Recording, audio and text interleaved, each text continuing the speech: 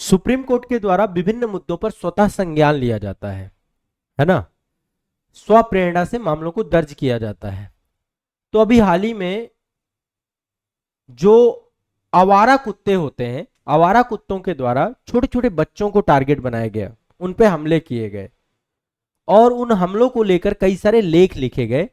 तो अभी हाल ही में 28 जुलाई 2025 को एक लेख आपका छपा था, जिसमें छोटे छोटे बच्चों के ऊपर किस तरीके से शहरों में आवारा कुत्तों के हमले हो रहे हैं और उससे बड़े स्तर पे नुकसान हो रहा है। तो दिल्ली एनसीआर में ये हमले ज्यादा, मतलब बहुत बड़ी संख्या में जो है वहां पर ये घटनाएं देखने को मिली है। तो इन मामलों की गंभीरता को देखते हुए सुप्रीम कोर्ट के द्वारा स्वतः संज्ञान लिया गया। 11 अगस्त 2025 को सुप्रीम कोर्ट ने एक गाइडलाइन जारी की है, ठीक है, एक विस्तृत आदेश जारी किया है और यह आदेश है आवारा कुत्तों के लिए, ठीक है। और संभवतः अब ये गाइडलाइन आने वाले समय पे जितने भी हमारे नगर निकाय हैं सबके लिए जो है बहुत महत्वपूर्ण होंगे। अभी मैं इसके बाद जो दो तीन बातें हैं यहाँ पे, एक तो आर्टिकल 21 प्राण एवं दैहिक स्वतंत्रता से जुड़ा हुआ पूरा का पूरा मुद्दा है। दूसरा सुओ मोटो क्या होता है, स्वप्रेरणा क्या होती है ना, आर्टिकल 32, आर्टिकल 226, इन सब के बारे में भी मैं डिस्कस करूंगा। अब यहाँ पे समझने की कोशिश करिए। सुप्रीम कोर्ट ने जो आदेश दिया है पहले उसको समझते हैं। सुप्रीम कोर्ट ने दिल्ली सरकार और दिल्ली सरकार के साथ जो नगर निकाय हैं, जो नगर निगम या नगर जिला परिषद या ये सारी जो संस्थाएं हैं, उन सभी को निर्देश दिया है कि 8 सप्ताह में दिल्ली एनसीआर से सभी आवारा कुत्तों को पकड़कर हटाएं। देखिए, ये एक ऐसा जीव है जो बहुत भोला भी है ना। आप देखते हैं लोग इसे पालतू जीव के तौर पे घर पे सबसे ज्यादा, यदि मानव के साथ सबसे घुला मिला जीव कोई है ना, वो कुत्ता ही, और सबसे वफादार है। इससे ज्यादा वफादार और सबसे भोला कोई हो नहीं सकता है। लेकिन जब आवारा कुत्तों की बात करते हैं जो गली और सड़कों पर हैं, देखिए वो भी पूरा, आप देखिए रात भर रक्षा करते हैं, पूरे शहर की रक्षा करते हैं। लेकिन इस तरीके की जब घटनाएं घटती हैं और रेबीज जैसा विषाणु आप समझते हैं बड़े स्तर पे इनसे फैलता है, तो सुप्रीम कोर्ट ने कहा कि 8 सप्ताह से दिल्ली एनसीआर में सभी आवारा कुत्तों को पकड़कर हटा दिया जाए। पहली चीज, सभी कुत्तों का टीकाकरण कराया जाए, ठीक है। साथ ही उन्हें नसबंदी करके आश्रयों में रखा जाए, सड़कों पर उनको ना छोड़ा जाए, ठीक है। 1 सप्ताह में कुत्ता काटने की शिकायतों के लिए एक हेल्पलाइन जारी करें, क्योंकि ये केस ज्यादा बढ़ रहे हैं तो कोई ना कोई हेल्पलाइन होनी चाहिए ताकि उसको लेकर त्वरित कार्रवाई हो सके। सभी आश्रयों में सीसीटीवी कैमरे होने चाहिए, कुत्तों की उचित देखभाल भी होनी चाहिए और यदि कोई भी व्यक्ति इस कार्रवाई में बाधा डालता है तो उसके लिए कानूनी कार्रवाई उठाए। ऐसा अदालत ने सख्त तौर पे ये बात कही है। जीवन के अधिकार, प्राण और दैहिक स्वतंत्रता के अधिकार के तहत सरकार के द्वारा यह निर्देश दिया गया कि इनको उचित स्थानों पर पहुंचाएं, इनकी भी देखभाल करें और लोगों को भी इनसे सुरक्षित करें।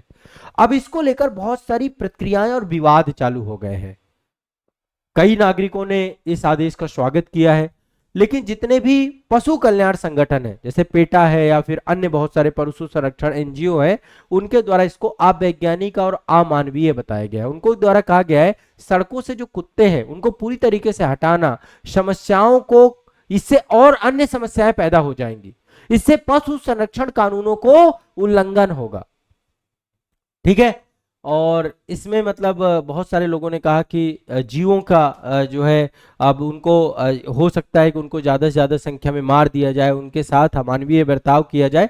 तो कहीं ना कहीं पे कुत्तों के लिए करके दिल्ली में कई जगह प्रदर्शन भी हुए, तो ये एक बहुत बड़ा मामला यहाँ पे निकल के आया। अब देखिए, आपको जो चीजें समझनी है, एक तो ये पूरा का पूरा मामला है, ये आपको समझना है। दूसरी चीज जो आपको जानना है कि स्वप्रेरणा क्या होता है, स्वतः संज्ञान क्या होता है। देखिए, स्वतः संज्ञान का मतलब होता है, सुओ मोटो बोलते हैं, जिसका मतलब होता है अपने ही बल पे।